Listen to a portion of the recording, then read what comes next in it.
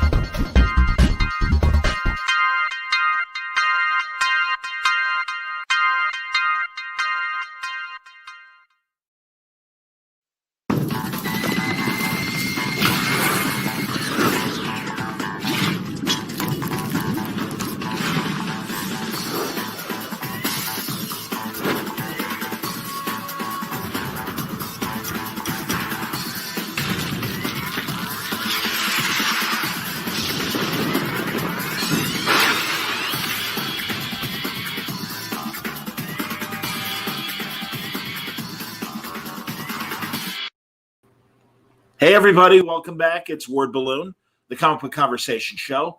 John Suntress here, and I'm happy to welcome to the show Rylend Grant. Welcome, Rylend. Good to see you. Howdy. Back at you, man. Absolutely, man. Been working with Rylend now the last couple Mainframe Comic-Con projects and in August, and, of course, Baltimore as well. And you were one of the hosts in the pre-Ringo Awards Hall and getting things together with the other Ringo nominees. Congratulations on the nomination. Oh, thank you. Yeah. Absolutely. Yeah. Banjax was nominated for 4 this year. Kind of crazy. That's great, man. That's excellent. I've been enjoying Banjax. I've been reading it, and that's a great story. It's basically a superhero that's got a lot more flaws than positive things about him and stuff. A really good story. Oh, thank you. Yeah, I mean, it goes from the premise that if we woke up tomorrow and suddenly people had superpowers, it would no doubt be the wrong people that had superpowers. And then also kind of, takes a look at the idea that I think any of us would be the wrong person if we were given superpowers. I mean, if I woke up tomorrow and had them, I would certainly become a raging asshole. Not that I'm not already, but I'd be worse. Absolutely, man. No, it's that's a cool story. And also now we're going to talk about Peacekeepers, which is your current Kickstarter, and that looks fantastic. But tell me about Aberrant as well. Oh yeah, so Aberrant is a kind of a military story. Basically, our protagonist is a U.S. Army Special Operations commander.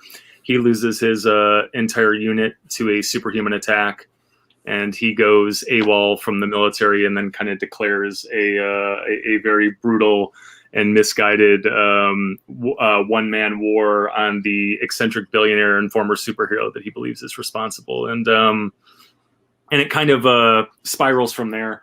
It is really, at the heart of it, it is a love letter to 70s paranoid spy thrillers like 3 Days of the Condor and Marathon Man, movies like that. I mean, we've seen it fairly recently. I mean, The Bourne Identity kind of touches on some of that stuff. Michael Clayton was a great one. And so it's kind of a Michael Clayton that takes place in a world where, there are people with superpowers. That's cool. It was a fun one. And that one, that was my, I've written movies and TV shows for about 15 years, and comics are always my first love. About 4 or 5 years ago, I kind of swerved in the comic book lane, and Aberrant was the first book, and it was we won a Ringo Award 2 years ago for Best Villain. Awesome.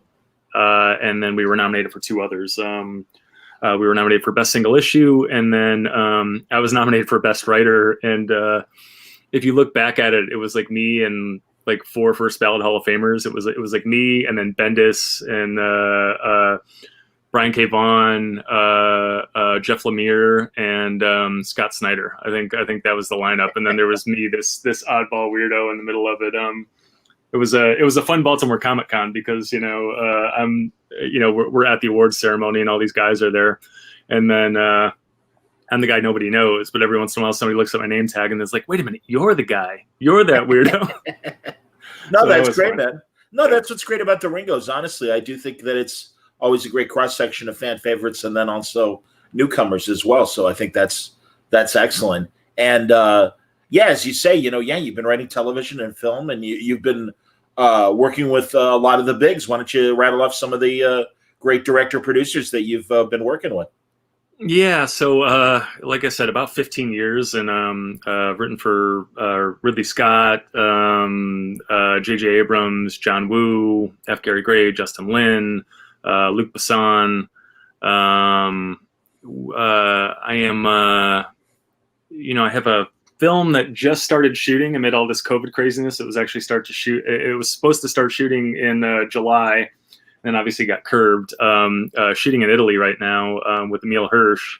Wow. That's been a fun one. We're kind of crossing our fingers that they get across the finish line there, because they're trying to close the country as the film is shooting.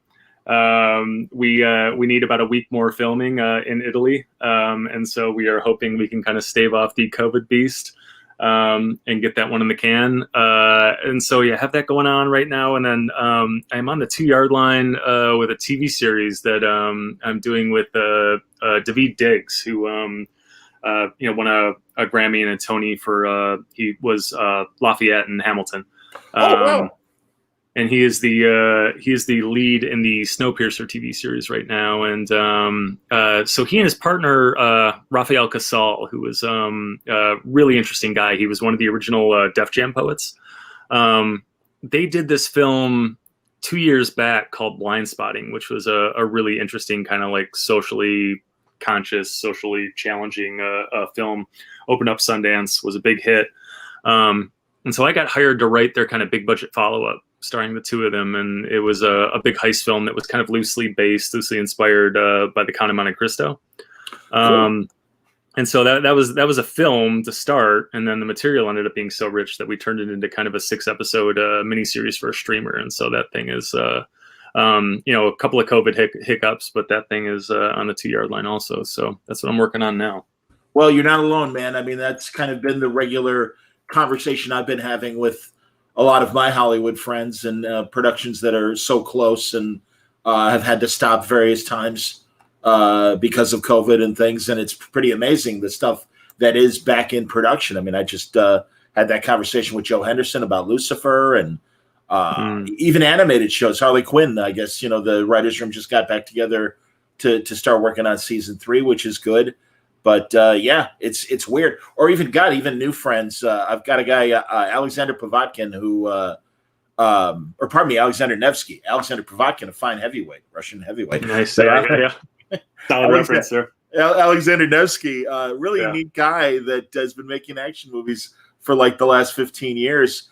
And he just snuck in under the wire. And he's got a movie that's coming out early next year called Red Prophecies. And 90% of it was shot in Russia, and was able to finish his Russia shooting. Just finished his Hollywood shooting right before COVID, and it's great. It's going to have like Michael Madsen and Casper Van Diem, Eric Roberts. Do you know this movie? Do you know what I'm talking about? No, I don't. But that cast sounds amazing. I'm all in on it.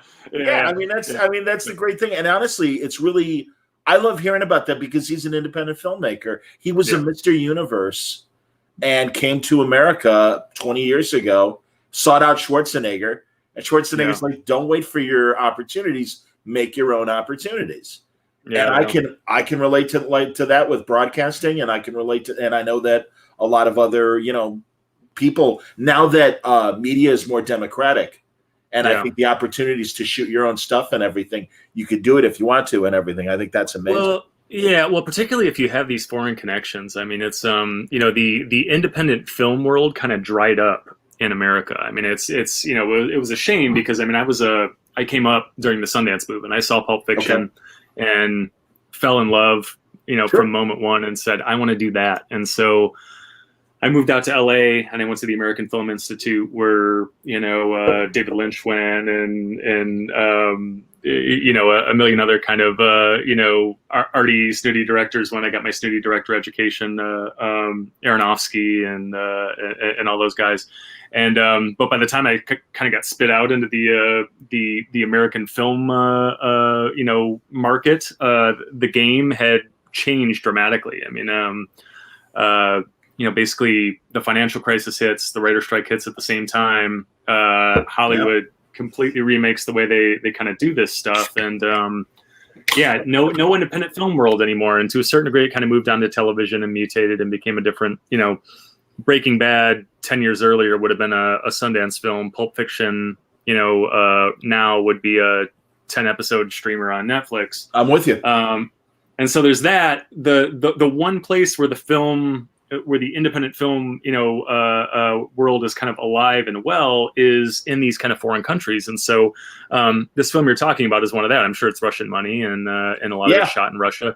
And I, the number of meetings I've had on Russian money in just the past 2 or 3 years has been alarming. A lot of Russian money, a lot of Chinese money, but this thing that's shooting with Emil Hirsch it's all Italian money. It's money coming from the Italian government. And the funny thing is, we wrote this film, and it's kind of this cool sci-fi mindfuck of a film. But it takes place on the Texas-Mexico border, and it's very important. And it is very like of a place and of a time, but all of the money is coming from the Italian government, and so a certain percentage of it needs to be shot in Italy. So right now they are shooting this film, and I guess there is a tradition of this. I mean, the spaghetti westerns and whatnot. I was going to ask if it was shooting maybe in the same areas that they shot all those great movies in the 60s and 70s. Yeah, and it is to a certain degree, but a lot of that stuff is. I mean, the other place it's going is Guatemala, and so I mean this. So, I mean, that was funny because, a couple of us, the Americans working on the film, we actually had to get, we had to go and get work permits in Italy and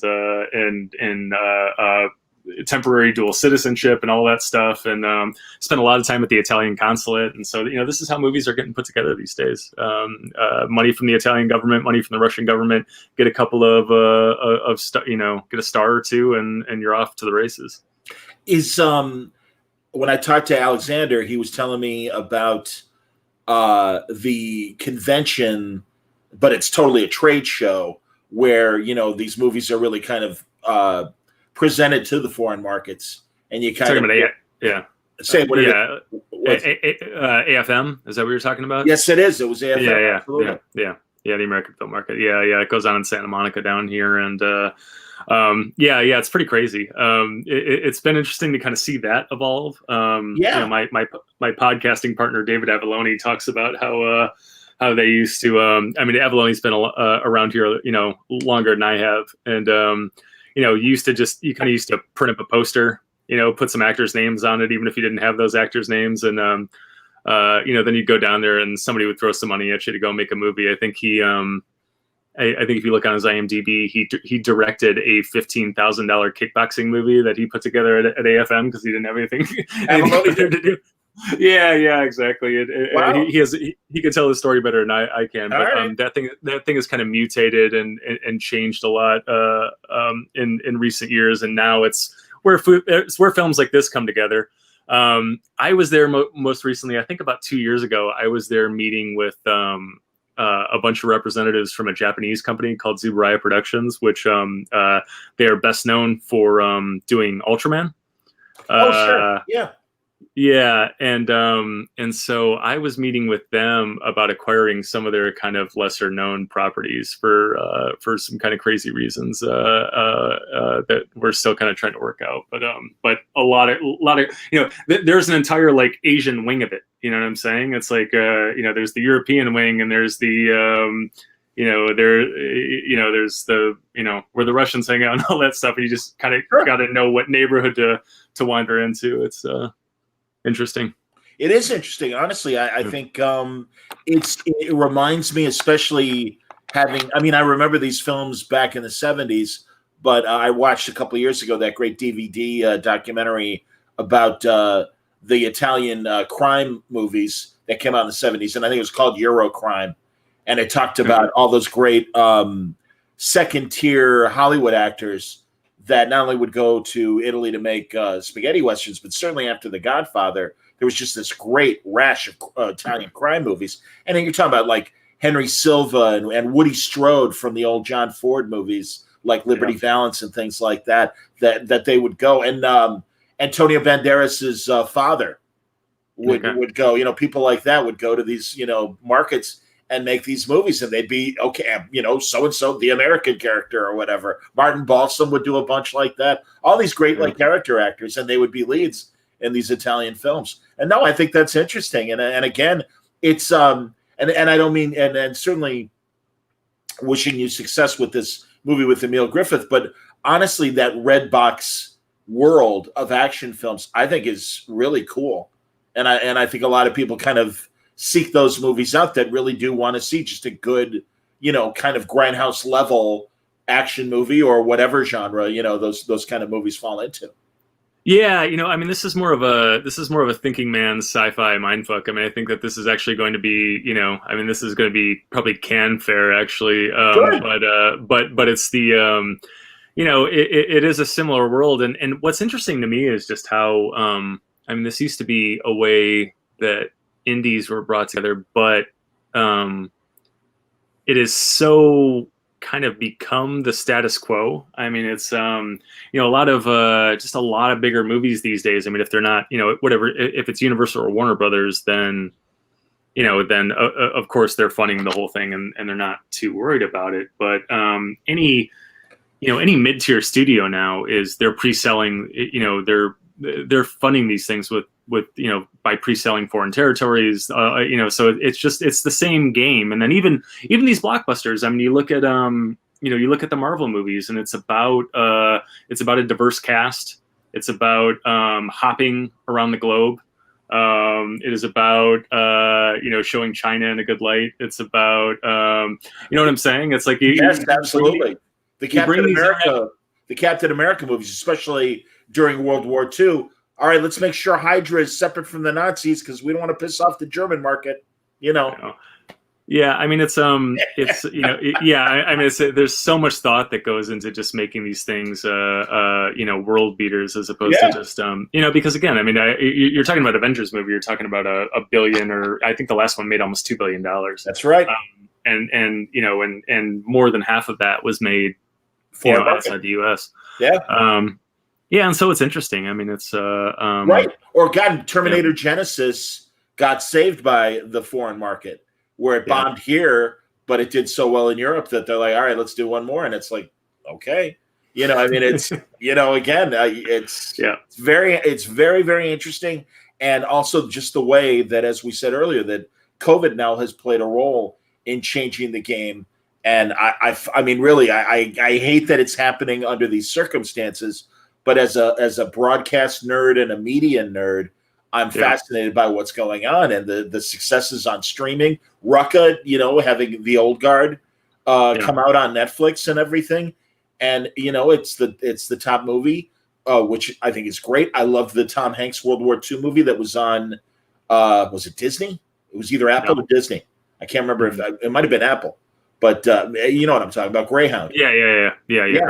Yeah, fascinating. That's or I heard too that the Bond people passed up like $600 million to stream first, and instead they're kicking it down to next year and everything. And it's like really interesting choices, and it's a very interesting world, and who knows how long it's going to be before people really do feel comfortable going back in a theater and seeing films traditionally and stuff, and the transition, like you said, to episodic streaming versus just making one big, hunk of a movie. Yeah, well, I mean, it's yeah, I mean, it surprised me when they pushed this Chris Nolan movie. They're pushing into to theaters, Yeah. and I don't fully understand that decision, but I mean, it's affecting the way things are released, and then really affecting the way things are shot. I mean, it's so uh, I had this movie that was, again, kind of another sci-fi mindfuck. I'm pretty good at writing them, so. But the twist to that one was that it 98% of it took place in one room. It's about a man that he basically wakes up in a kind of a like an office on a construction site. You know how every construction site will have kind of like a one room office, almost like a trailer. Yes. And so he wakes up in this thing. He's chained to a pipe. The room is set to explode. There's a dead man in there with him, and he has no idea who he is or how he got there. And then these two voices start kind of coming over a loudspeaker, and they're sort of dueling, and they're trying to convince him to do different things. And they're convincing him, hey, this is the way out. This is the way out. And it ends up being this big kind of chess match between these two people, with him as kind of the piece on the lone piece on the board. Interesting. It was a good movie. Got a lot of attention just because it's hard to write one of those things, and almost got made a couple of times just because it was clever and whatnot. But as happens in Hollywood, it didn't. But cut to, COVID, and it kind of became the perfect COVID movie, because the worst thing you can do is have a movie where you need a couple of hundred people on set, which is what I usually get paid to write, these kind of big, blockbuster action movies, and 100 locations, and you're globetrotting and all that stuff. And this is one room, one actor for the most part, can be a spare crew. And so suddenly we had, kind of a bidding war over this thing. And so it looks like it was getting made, but the calls we were getting were amazing, because it's people are, they're trying to figure out, okay, who do we put in this, but also how do we make this thing, And so you start getting calls hey, we just had a conversation with Nick Cage, and apparently Nick Cage has a mini studio in his backyard. So the plan is we get Nick Cage and we are going to shoot this in Nick Cage's, in the studio in Nick Cage's backyard. It's perfect. Let's roll with this. And so this is how movies end up getting made in this era. You know what I'm saying? Which is Sure. It's shit that you would never remotely consider, in a million years, a year ago. And now this is oh my God, this is amazing. This is ideal. We can actually get one of these things made, amid this craziness. So, I don't know. It's we'll never see anything like this again. It's outrageous and amazing. I understand, certainly because of these circumstances. I see what you're saying, but then again, I think of I know Robert Rodriguez has his soundstage and everything. His one soundstage that he was doing a lot of his movies at, and then and really going back to Coppola and Zoetrope and everything. Yeah. When you think about it, so who's to say? But also, no, you're right. I get a lot of. I wish I was more of a horror film fan, because I constantly get press releases from independent horror films that are, and a lot of them really are leaning into COVID and finding these solutions to make small movies in confined areas and stuff. And I think that's great. And I mean, I'll tell you, God, as a big TV nerd, I think back to some of the best Twilight Zones that it was Nervous Man in a $4 Room. I remember that was one of the great ones. I think it's again, good inventive writing can solve a lot of problems and stuff. So it's another creative challenge. Do you find as COVID has hit? I mean, you're incredibly prolific. You're always writing and making stuff. Has COVID impacted? Has it put you in any sort of creative funk, or is it business as usual? Well, I wouldn't say creative funk. I mean, it gets. I have a 4-year-old. Who is home a lot more now that, and so to a certain degree, I am an athlete with a who's coming off an ACL tear or something like that. I'm a little bit I'm hobbled. I'm at 80% or something like that. Okay. So there's that. I don't think it's that hasn't bothered me as much as I mean, it's I've been doing this for so long. And there were times where I would have been kind of wrecked by something like this, early on in my career. But it's I've written professionally now. I haven't had to do anything else but write for 15 years, and got pretty good at, writing under pressure and having to write 10 different things at the same time and shift between them and manage my time. I had to teach myself how to do it. But so I've been all right. I mean, it's what's sinking me now is there's so much there's so much like managerial work and stuff like that goes along with it. I mean, I added the comic stuff, not too long ago, 4 years ago, 5 years ago, or something like that. And so my books are for the most part, creator-owned books, and that's the stuff I've put out thus far. Stuff I can kind of talk about and all that stuff, but there's a lot of production work that goes into that, and then you get into the Kickstarter business, and managing a Kickstarter is like producing a film on its own. And so the problem I'm running into now is that I wake up and there's just so much managerial BS to kind of shovel through before I can actually get to writing a page. So that is the monster I'm wrestling with right now. Is how do I find more time to write and less time answering emails and posting updates and proofing pages and all sorts of craziness like that. I understand, man. And let's talk about your Kickstarter right now, the Peacekeepers, and I will share the screen and pop this up here in a second. There it is. Boom. Okay. So yeah, you got about a week left to go, and congratulations, you've met your goal, and you're about 3,000 over. But that means now we're into stretch goals, as you said, and you got the note right there. We've heard our first 2 stretch goals, and now each and every backer. I'm doing this for the audio audience, yeah, because I know we can read it. Every backer will receive a beautiful print and our bonus digital extravaganza, virtual cornucopia of books from the hottest creators in comics. So essentially, you're getting 16 different comic issues and a print for this one pledge. That's fantastic, man. And the art looks great, and your pitch looks cool too. We could, if I bring it back up, I could even play the trailer for a second. Oh wait, I didn't want to do that. I'll hold on 1 second. So this is what happens when you do shit on the fly, like in no worries. But no, I want to bring back up the trailer, and we could play it. Why not? There we go. Where is it? Right there. Boom. Sorry, kids. I know, boring.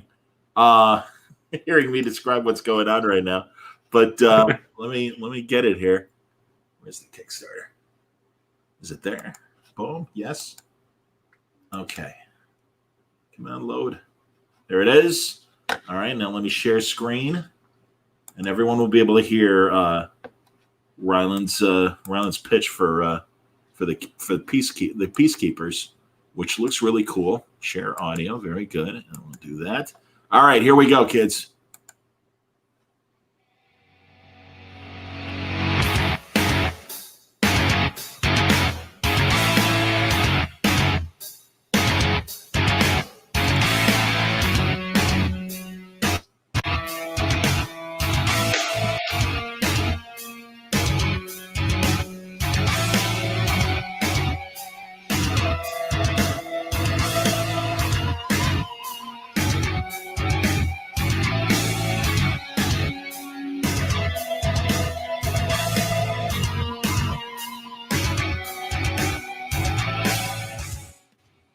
Hello again, Kickstarter.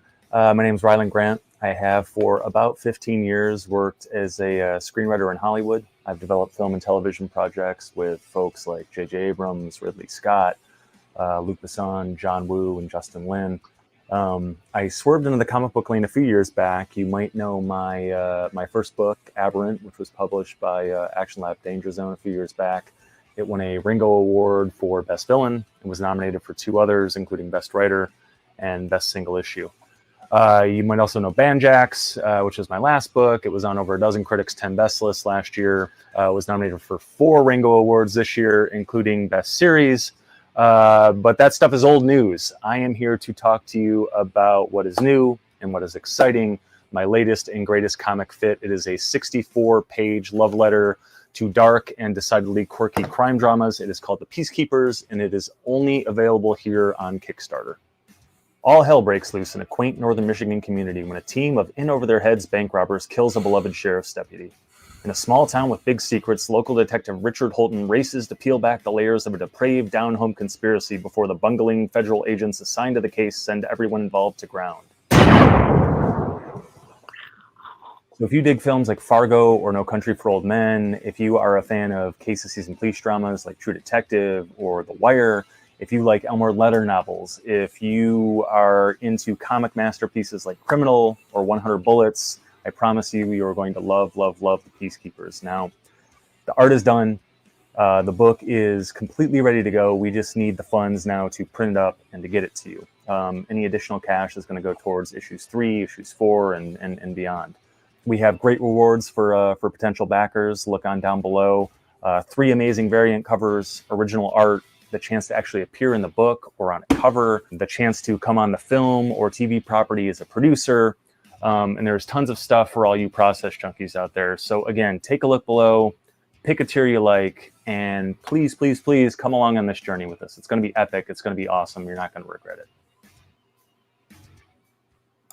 Very cool, man. Judging. Music's going to be stuck in my head all night now. I understand. No, that's important. Absolutely, man. That's great. It sounds great. All right, so 64 pages. So that's the first 2 issues, correct? Or is it one big 64-page?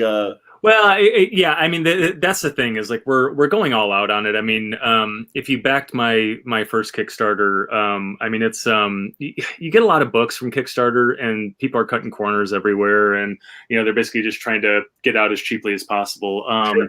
When we sent out the jump, we went all in. I mean, the first thing we did was we went to Comic Impressions in Florida. They are the printer that they do all of Scout Comics books. Okay, and so. Top-notch printer, do really great work, and we had a hard cardstock cover, all glossy pages. It was just a gorgeous book. It was very much a Cadillac, and so we're going all in on this thing too. And so, to answer your question, this is a perfect bound volume. So it basically looks like your standard. This is not the actual book. This is Aberrant, but it looks like a trade paperback almost. So it is perfect bound, hard cardstock cover, all glossy pages. It is very much a Cadillac where it's going to be, this beautiful book. You're going to feel the difference immediately. And so yeah, it is the first 2 issues, 64 pages of story. Normally you get on, you back a Kickstarter, you're lucky if you get, 22. This is a lot of bang for your buck. And then, like we said, I hate to turn into the used car salesman here, but yeah, I have I have a lot of friends in the business, and those friends also run Kickstarters, and we kind of help each other out. And so, it's the best. So yeah, I have a lot of the David Peposes of the world, the David Avallones, maybe a Kevin Eastman, some of my good friends in comics, tossing in extra books for all our backers. So every backer will get issue 1 of Aberrant. Every backer will get issue 1 of Banjax, and so you kind of get to sample our other wares. Yeah. And you get your Peacekeepers, and then you get just a trough of other books to consume. So I think that's great, man. And no, honestly, again, for the last 12 years or so of Kickstarter's existence, it's really been interesting watching that community respond to comics independent of the direct market. And in fact, I want to say it was something that I read on your Kickstarter page where you're like, hey, Kickstarter isn't. I'm going to let you say it. What Kickstarter is and isn't, and it's not a fundraiser. Basically, it's pre-ordering essentially. Yeah, it's basically a pre-order engine for your book. I mean, it's like a lot of Kickstarter can be a mixed bag depending on what you're buying, but really all any comic creator is doing is just asking you to pre-buy your book. So it's not something nebulous like you're supporting a film. You're just throwing random money at a film and getting God knows what back. You are buying a book. What I love about Kickstarter more than anything is, you hit it right on the head where it was something that I fought for a while, but kind of had to discover Charlie Stickney, who does White Ash for Scout Comics. And White Ash started on Kickstarter, and I think he's raised probably $200,000 on Kickstarter over 5 or 6 campaigns, and Wow. Has been phenomenally successful. And then he took Kickstarter via Scout Comics into stores, and that's been a big success also. Is that, you know, they are 2 separate markets. There are these people who pretty much exclusively buy their comics on Kickstarter, and there are these people that exclusively buy their comics in comic shops. And there is some crossover, but not nearly as much as you think there is. And so if you are a creator and you are not serving both markets, you are doing yourself and you are doing your book a disservice. And so, you know, so it took me a while to get on board. I was mostly terrified of fulfillment. You know, I didn't want to be stuck. 100%, man. Exactly. Yeah, mailing out 1,000 books. It was terrifying to me. Sure. And then, you know, and then what happened is, I mean, you know, people like Charlie had been kind of twisting my arm for a while. You got to get into it. You got to get into it. I knew they were right, but I just didn't want to deal with that. You know, again, film, TV career, comics career, 4-year-old now, you know, mailing expert, fulfillment goon. I hear you, man. Didn't want to add that to my resume. Sure. However, then COVID hits, right? And so I was one of these people that was hit pretty hard comics wise, because I had 2 books that were set to be announced and released by big publishers. Then COVID hit. Then it was pencils down everywhere. Then people started getting fired. And then suddenly my books were in limbo, or the 3 champions I had were out on their asses, unfortunately. Yep. And the books were back to me, and I'm, you know, I mean, I have 5 books in the pipe, you know, and so I couldn't sit on these forever. I wanted people to see them, and so I'm like, you know what, this opportunity is sitting here. Why don't I just take it? And so, you know, ran one for the jump, and we made about, you know, 15 grand on a single issue. And that was a big success. And so now I'm hooked. And what I loved about it more than anything is that, you know, I put comics out in shops for a couple of years, and like, you know, you hear back to a certain degree, you hear stuff on Twitter, and then you go to a con and you meet people, and that's nice. But a lot of times it can feel like you're kind of screaming into the Grand Canyon, you know? Yep. Kickstarter is just such a rabid fan base. It's so wildly enthusiastic and wildly interactive. And so it's like, you do something, you know, you move an inch to the right and you hear back immediately, you know, and if you're doing something right, they're going to celebrate you. And if you're doing something wrong, they're going to put you in check right off the bat. Yeah. And that was awesome. And, you know, I mean, in doing these, I tried to tailor them. I didn't want to just go and sell a book. Anybody can do that, right? It was like, I wanted to make the most of the platform, of the medium. And so we tried as hard as we could to kind of make this an interactive experience. So I sort of alluded to a lot of it in the video there, but you know, we have all these tiers where, I mean, we have these original art tiers, we have these commission tiers, right? Where the, you know, the artists that do the book will draw whatever you want them to draw. If you know, you want yourself as Thor, we'll draw that. If you want a pinup of your neighbor having sex with a goat, we will do that. Anything goes. You know, last go round we got some weird, you know, we got some weird requests, but we fulfilled them all, and we laughed our asses off while we were doing it. It was amazing. But how often do you get that chance? You walk into a comic shop, you're like, oh, I love this book. This guy who did this cover is amazing. What if he drew a pinup of my neighbor having sex with a goat? That chance doesn't exist, but for on Kickstarter, and so we try to play into that. And then you know, there are any number of ways by which we will put you in the book. So you can be a background character, and a lot of people had fun with that the last go around. You can become a supporting character in the book, and we will actually give you lines, you know. That was a lot of fun for people. Oh yeah, I've had that experience. I know exactly how that feels. Absolutely, man. Yeah, and the biggest one, the biggest one, the craziest one, you know, it's one of the kind of more premium tiers though, is we will write, draw, and produce a 5-page story that takes place in the Peacekeepers universe starring you.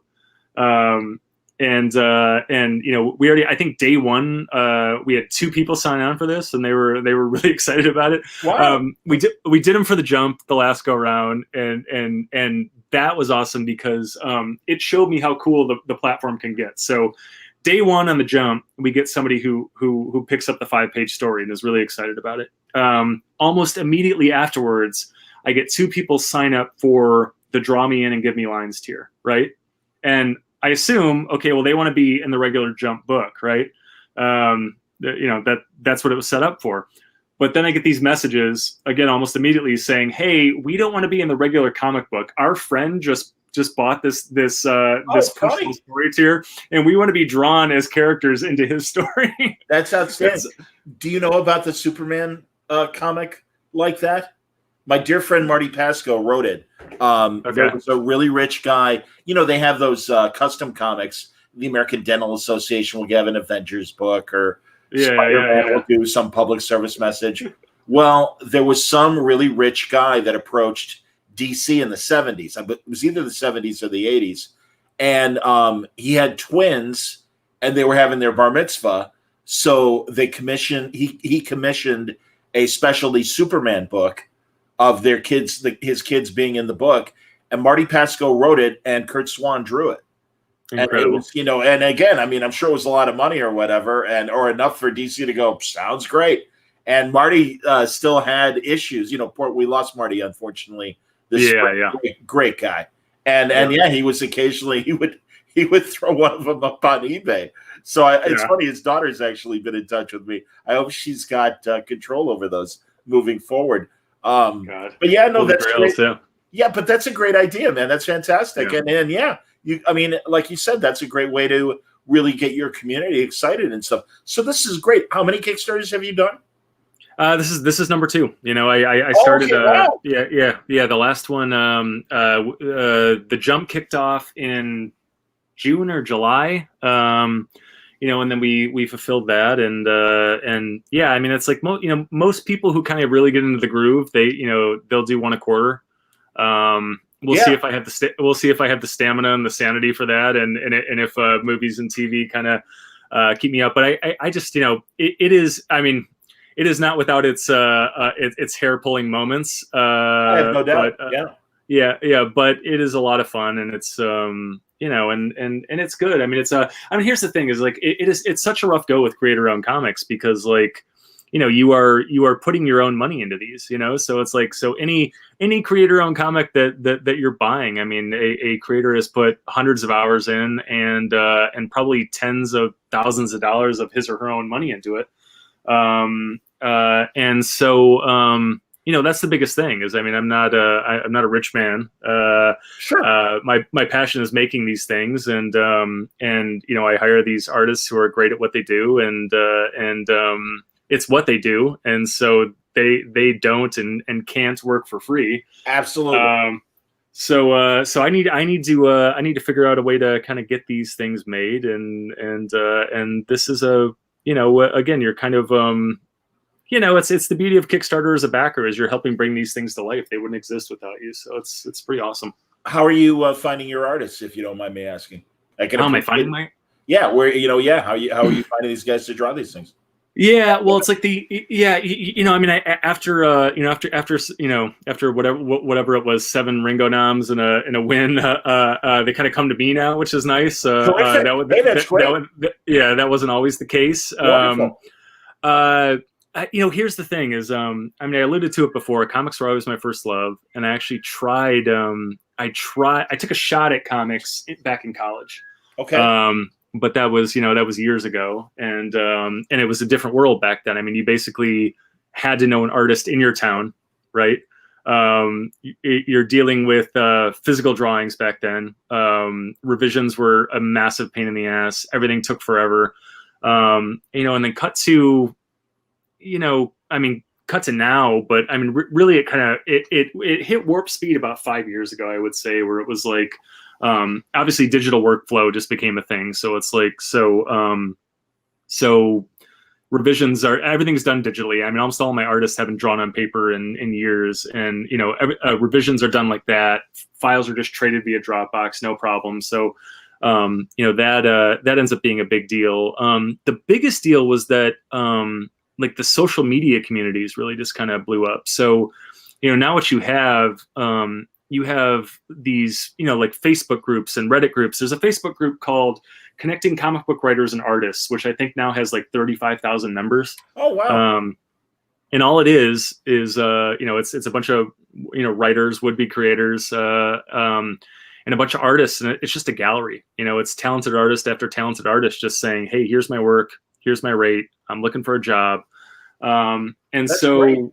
Yeah, and so it is a lot easier than you think it is, these days. And of course you gotta sift through. I mean, you sift through these things, and there's some, there's some amazing artists. There are some terrible artists, and everything in between.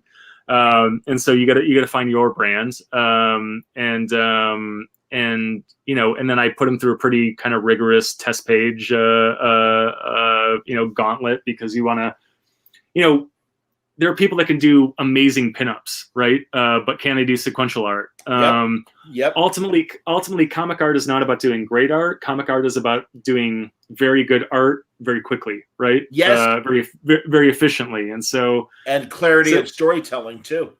Yeah, and so you got to figure all that stuff out. But cut to a couple of years later, and I now have artists working for me in Hungary and Portugal and Brazil. In Mexico, one of my go-to colorists is in Indonesia. My letterer is in the UK. So it's, we're a long way away from having to know somebody in Ann Arbor, Michigan, where I was going to college. I pay them all via PayPal, and we communicate almost exclusively via email. And I mean, most of them don't even speak English. I write up notes. The notes go into Google Translate. They understand about 95 to 98% of what I'm getting at. Sometimes Sure. The final 2% can be a little bit difficult, but not to bag on American artists, but an artist in Brazil can be half the price and have half the ego. Well, cost of living, absolutely, man. No, and that's nothing new. Good Lord, they were going to the Philippines in the 70s to get brilliant artists who were, making 10 cents on the dollar compared to the American market. So no, I get it, man. Absolutely. And there's nothing wrong with that. That's okay. Comics are an international world. Why not? Yeah. And now we're an international community because of the connectivity of the internet and everything. So no, I think that's great. And really everything you said about the tough part, the fulfillment part of Kickstarter, Jimmy Palmiotti tells me great stories about, like you said, I mean, he almost puts his books out quarterly, his Kickstarter books. He's become best friends with his local post office every now and then, thanking them for the amount of, when he's got a couple hundred, books to ship out and stuff, he'll buy them lunch for the day and stuff, just because it's like, hey man, they're my partners. They're doing the tough, they're doing that, literally the heavy lifting and stuff, getting the stuff out there. So no, I get it, man. Yeah. So let's talk about some of the other media things that you've experienced in your life. Like, honestly, that was one of the first things that when the Mainframe guys were telling me about the different things you've done, that you're a former American Ninja Warrior. Well, I believe you have to. I think you have to win. I think you have to win the competition to be considered an American Ninja Warrior. I was a contestant on season 2 of American Ninja Warrior. That's amazing. Yeah, and it's a funny story. I need to figure out how to tell it here without it becoming like a half-hour tangent. But I did not plan to go on the show. I was for years a big fan of the Japanese show, Sasuke. Sure. The biggest Makoto Nagano fan in the world. I think actually, I'm gonna. Oh, here, hold on. I'll solo you. There you go. Yeah. There is a picture, right? That is a signed picture of Makoto Nagano, who is kind of the Michael Jordan of the Japanese version of Ninja Warrior. So I'm a huge fan. I live in LA, and they were doing Ninja Warrior in Venice. And I heard that Nagano and a couple of the other Japanese guys, the heavyweights, were going to be there. And so there was no way I was going to miss it. Right. And so if you want to get on now, here's how it breaks down is so they invite 100 people to be kind of the featured people. And those 100 people are professional free runners, parkour experts, stuntmen, Olympic athletes, the whole 9 yards. And those are the people they want to feature in the show. And so those people run from about, I think it's like 4 p.m. until close. They usually run at night. So from noon to 4, it is an open course, meaning you show up and you kind of pass a, rudimentary physical examination, and then you're allowed to run the course. Well, if you try to show up for that now, you have to camp out like 2 or 3 days in advance. Sure. Right? Wow. Yeah, because it's so popular now. Yeah. This was season 2, and I went down there morning of, and there were like, I don't know, 20 people in line. Sure. Yeah. And so here's the thing. Again, good story. I'm going to try to tell it as succinctly as possible. So my one of my true passions in life, one of my favorite things ever, is American Gladiators. Right. I saw the poster next to the guy's picture and everything. Absolutely, man. Yeah. That was one of the original recruitment posters for the original series. I'll interject really briefly and say, I used to work with Mike Adamley of American Gladiators. Incredible, sweetheart of a guy who sadly right now has got really bad Alzheimer's, and it's just heartbreaking. Former Chicago Bear, literally looked 30 years younger than could literally pass for his 30s when he was in his 60s. Just a beautiful man and a sweetheart of a guy. And it just broke our hearts when we heard that he was suffering right now with Alzheimer's, but a tremendous guy. So, and again, sorry to inject some tragedy. No. Yeah. Great broadcaster also. Absolutely. Amazing broadcaster. Almost, a better broadcaster than he was a football player, even he was a 100%, pretty damn good football player. Yeah. So I was a huge American Gladiators fan. This was right around the time that they had the reboot of American Gladiators that was hosted by Hulk Hogan and Layla Ali. Oh, okay. Sure. And I'm also a huge Hulk Hogan guy. So I got the paperwork needed to apply as a contestant for American Gladiators. Wow. And so they have this list of feats of strength, qualifying. You have to be able to do a shuttle run in this amount of time, a 40-yard dash in this amount of time. And they weren't easy marks to hit, but if you were in shape and you worked at it, you could do it. The one that caught my eye is that they wanted you to be able to do 30 pull-ups in 90 seconds or something like that. And I don't know why, but I mistook it. I thought you had to do 30 pull-ups in a row, like without stopping, right? It turns out you could do 10, take a short break, do 5, take a short break. As long as you did 30 within 90 seconds. Within 90 seconds, the application was not clear. And so I thought I had to be able to do 30 in a row. And that is a feat. I mean, I have been in, I was an all-state wrestler in high school, and I don't think I've ever done any more than 20 pull-ups in a row. Right. And so I'm a guy who always kind of needs something to kind of drive him. And so I'm like, okay, this is my thing now. And so I went online and I found a program that had been designed by a Marine drill instructor. And so when you come out of Marine boot camp, you have to be able to do 20 pull-ups in a row. And so in the overachievement age, the thing now is to be able to do 20 before you go into boot camp. And so people who are going to Marine boot camp will sit at home and they will do pull-ups. So they're ready. And so I get on this program and I am building my way towards 30 pull-ups. And so I am doing like 150 plus, 150 to 200 pull-ups a day in different combinations, trying to 5 days a week, building up to this. And then you are supposed to, over the week, you destroy your upper body. And so you are supposed to, over the weekend, do nothing, allow your body to heal, to reset. Okay. And so when I show up in Venice, I am right smack dab in the middle of this. I think I can do 26 pull-ups in a row at that point. So I'm maybe 3/4 of the way through.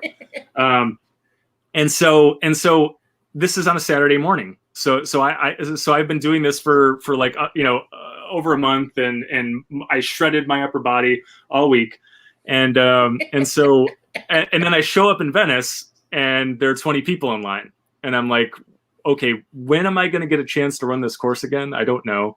But I'm staring at a course with like 10 obstacles, and it's basically all hanging from your upper body, right? And so, and so I'm like, oh God, I don't know if I can do this, but I stand in line. I get the medical checkup. I'm fine. They have kind of like a smaller practice course. I breeze through the practice course. I'm like, okay, I think I'm going to be fine. I'm going to try this. So there are about 20 people that go before me. And they all look like they're in shape, like maybe even better shape than me. And they all proceed to take one step and go directly into the fucking water. Right. I mean, it's just terrible. And it's like, you had all these people all these people in the stands who have been like waiting for like over an hour or 2 hours to like for entertainment. See people run this course to do anything. And they're so excited. And everybody sucks. And so by the time they call my name, when they call the first guy's name, everybody went berserk. Yeah, we're gonna see people run, and then it's one dud after another. And I'm like, God, what did I get myself into? I'm in no shape to run this course. This is clearly, and they announced me, and literally, you could hear. I mean, it's crickets. Yeah, I mean, it's like people looking at their phones. They're off getting a hot dog. Sure. Whatever. And I'm like, you know what? All right, then I have nothing to lose here. I'm going to go slow. I'm going to go steady. I'm not going to win this competition. So let me just put some obstacles together. And so I just start doing it, man. I get past the first obstacle. I think I was the first person to get past the second obstacle. And then people start to wake up, right? And then I put another one together, and another one together, and then I hit the spider jump, and like, yes. and the crowd is just getting pulled in. They're like, good, yeah. It's like they're actually seeing somebody put this thing together. And then I hit the parallel bars, and this is where it starts to get really fun. Is the parallel bars, they were closer together then, so it was like you think you have to hit the trampoline, and then you have to kind of like rocket yourself to the next one, and that's how everybody was approaching it. But I noticed when I was watching the pros run the course before that they were pretty close together, and so I was pretty certain that I could just monkey bar them. Sure. And so I mean, by then I have a head full of steam, and I just hit that trampoline, and I monkey bar, and I clear those parallel bars in about like 10 seconds, and the crowd goes fucking nuts, right? And so to try to make this short, I make it all the way to the final obstacle, which is the warped wall, which is the quarter pipe that goes straight up, whatever it is, yes. feet, whatever. So. And so, I run up this wall, I my foot slips, I miss on the first attempt. Okay. I'm beat to shit. My body's on fire, but then the crowd starts, they started on the bleachers, go, go, go, go, go, shoot up one last time, almost get it, go, go, go. They're going berserk. Run up the warp wall. I get two hands on the top of the warp wall. All right. And this is where the irony comes in. I am hanging from two hands on the warp wall. I have been doing 150 to 200 pull-ups a day for like over a month. I am sitting here hanging from two hands. All I have to do is a single pull-up to get to the top of the warp wall and hit the button, and I will have finished the course. And I cannot do the one pull-up. They timed me out on the warp wall, and I was out. But that's awesome, man. But the crowd loved it. And then the funny thing was, so I go back around. I go around. I go backstage, and all of the pros watched me monkey bar those parallel bars, and they were like, "We never fucking thought of that." And they're all coming up to me. They're all coming up to me, and they're like measuring their wingspans. To me to see if like, okay, well, basically they figured I had the minimum wingspan to monkey bar the parallel bars. And so they're like, okay, oh yeah, I qualify. Oh, I don't think I can do this. And so, and I'm getting pictures taken with these guys and stuff. It was fun. And and you taught them a way to attack the parallel bars. That's fantastic, man. Good for you. Yeah. And it's one of these things where it's like, that was years ago, and the course gets like more crazy difficult every time. And so now, I mean, now if I try, I'm older now, obviously, and not in quite the shape I was in, but I would have literally no chance now. But I gave that course a good run when I as a literal couch potato, as you can see right now from my camera. That is incredibly impressive. And I've certainly watched my share of American Ninja Warrior and the original show to say that is incredibly cool. So congratulations. Hey, man, that's awesome. That's fantastic. Yeah, that's fun. Yeah, that's great. Hilarious. So another thing you're doing, and you're doing it at, you're putting the show on the Mainframe website too, is Writer's Block, right? The podcast. Yeah. Why don't you tell us a little bit about that? Yeah, well, the Writer's Block was it was interesting. I mean, I think we are all kind of reeling in the comics community from not having cons, right? And I mean, it was one of the things that has been so amazing about the Mainframe Comic Con.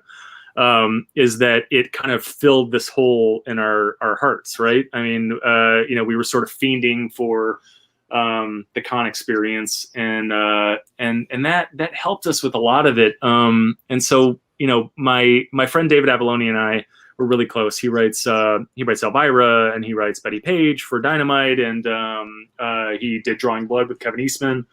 And just a really prolific comic creator in his own right, but one of my closest friends in the game. And he is a frequent con wingman for me. He and I have torn up San Diego a few too many times, and so I roped him into the Mainframe Comic Cons, and he really enjoyed them. But we were having these discussions, and it's like, okay, well, what are we still missing? And so the thing that we as creators miss most about the con experience is kind of what happens after con. A lot of people call it bar con, but basically what happens is after a long day on the floor, we creators get together and we go to the bar across the street from the con or at the nearest hotel or whatever, and we just kind of hang out, and you have a couple of pops and you talk about the day, and it usually ends up kind of degenerating into drunken comic creators arguing about Star Trek episodes or whatever. But we do not have that right now, and so we created this podcast called The Writer's Block, and we are kind of recreating this BarCon experience, and so we cast the viewer, the listener, as a fly on that wall, and we have some of our kind of fancy comic creator friends on just to kind of shoot the shit with us and sort of recreate that thing. So we've had a lot of great guests on. I mean, we had David F. Walker from Bitterroot, and we had Kevin Eastman from Teenage Mutant Ninja Turtles. We had Matt Fraction on. We had Stan Sakai on. Erica Schultz, who's written Daredevil. And, Scout Comics co-publisher Charlie Stickney, and a long list of other ones. We have a lot of great guests coming up. And so it's been fun. I mean, more than anything, it's I don't know that I do it for views or for publicity or anything. It's mostly just about kind of hanging out with my friends and having good conversations. But it's cathartic. I think it's half the reason you do what you do. But you are 100% right. Actually, it's more than 50%. You're right about that. Right. Absolutely. That's the truth. And in fact, during San Diego week, I did a version of that. I hate calling it John Con. That was really the product of the Benson sisters, Julie and Shauna, and Tom King wanting to call it that. And we did it for like 4 hours where creators dipped in and dipped out, and it was great and it was fun. And like you said, it really was just a casual conversation. I'll probably be doing one in December when things get stupid winter wise and stuff.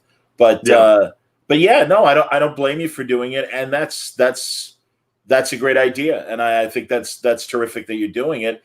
And truly, I can speak as well to the convention experience, where even though I'm not a writer or an artist, they've kind of let me sit in on a few of those. In fact, I know we did one at C2E2, the last con standing and everything before COVID really hit. And it was great, and everyone's just vegging out and just kind of chilling and enjoying each other's company. Great to see everybody. And and then again, for the 15 years that I've been doing Word Balloon, I've made my writer and artist friends and stuff, and they welcome me in the drum circle, and I appreciate that. So that's kind of cool. It's great to kind of see the I've done I as a creator have been a guest on a million podcasts, and 99% of them go exactly the same. I answer the same questions, the same canned answers, all that stuff. It is nice to, I don't think I've ever told at least that full version of the Ninja Warrior story before. I may have given like a slight nugget of it somewhere, but it's amazing what happens kind of, again, when people just get talking, you know what I'm saying? And that's really what happens. That's really what happens kind of like, almost alarmingly quickly with this writer's block thing is, just it doesn't feel like a show. It doesn't feel like an interviewer and a guest. It feels like just a bunch of goons sitting around shooting the shit. And we kind of don't care where it goes. I mean, I don't know if that's the right nomenclature for it, but it's like it's almost better if it goes off the rails because it always goes off the rails in a really crazy, interesting way. No, it's a conversation, and I've got my group like that. It's Art and Franco, the Tiny Titans creators, and we've kind of put together a collection of people, and it's just like you said, it's just a shoot the shit podcast about pop culture, what we're watching, whatever, and it never gets heavy, but it's always interesting conversation, and that's, hey man, again, coming from radio, that's the dream, and especially now doing it on the digital platform where you don't have to stop every 6 minutes to do commercials to pay the bills. So that's advantageous as well. So no, I don't blame you for doing it, and I'm glad you're doing it over on the Mainframe website, and I look forward to watching future episodes. So I'm really glad you're doing that, and also congratulations on everything you got going right now. Great, well done. I mean, second Kickstarter now for the Peacekeepers. Still a week to go. And if people want to help out and stuff, they can go check it out on the Kickstarter platform and look for Rylend Grant with an E. You can see it right there on our screen right there. But if you search Rylend Grant and Kickstarter and Peacekeepers, you'll find the page. And no, man, honestly, like I said, I really enjoyed Banjax, and I'm definitely gonna reach back for Aberrant because I'm a big spy comic fan. I'm a big crime comic fan, and that seems to be your milieu. And and I'll be happy to read more and talk to you more in the future and everything. So continued success, man. This has been great. I appreciate you coming on. Is there anything you want to cover before we wind up? No. I think I'm, I mean, as you alluded to, Aberrant, the Ringo Award-winning Aberrant, and the Ringo-nominated Banjax, which I have somewhere right here. Well, I got you on the close-up there. I can acknowledge your fine Golden Girl skateboard right there too. Very nice. Yeah. It's funny. The Golden Girl skateboard is that was a San Diego Comic-Con exclusive that I kind of had to knife somebody for. Wow. I mean, they were. There was like a. Just like a Royal Rumble trying to get these, and I ended up getting a hold of one somehow. But it is more. I mean, this is my office. This is where I do my work, and this is where I do all my Zoom calls, all my interviews, and this is when I do my podcast, I'm sitting right here, and the skateboard is much more popular than I am. People love the skateboard. I almost just kind of keep it there because the picture is nice as well. Don't get me wrong. Yeah, so Aberrant and Banjax are available in fine comic shops everywhere on Comixology and Amazon for download, all that stuff. You can actually also, if you are missing the con experience, signed copies of Aberrant and Banjax are available via the Peacekeepers Kickstarter campaign. Great. Because we've been tapped to test their add-on beta, and so lots of great add-ons there. I don't do a ton of cons as it is because I have a 4-year-old, and I usually only do them in Southern California. So if you want signed copies of Aberrant and Banjax, get them there. The Jump's still available there. Other than that, just check out Peacekeepers. I'm on all forms of social media at Rylend Grant. You can see it right there, and hit me up. That's great, man. No, congratulations. Well done. And I know we'll be talking in the weeks and months ahead. So keep up the great work, Rylend Grant. Well done.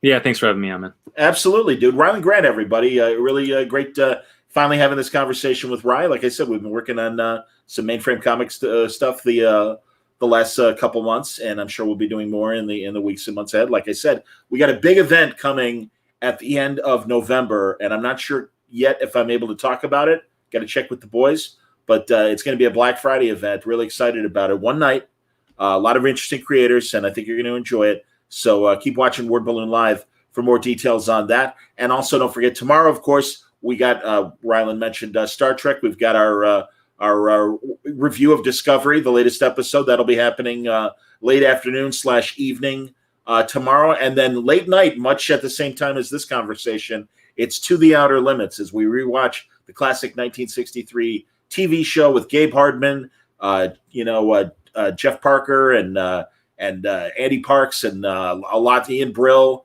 and William Meyer among our group that go and we pick apart the show. We talk about the cast, all that great stuff. That's coming up tomorrow night. So join us then. Until then, stay safe, stay happy, stay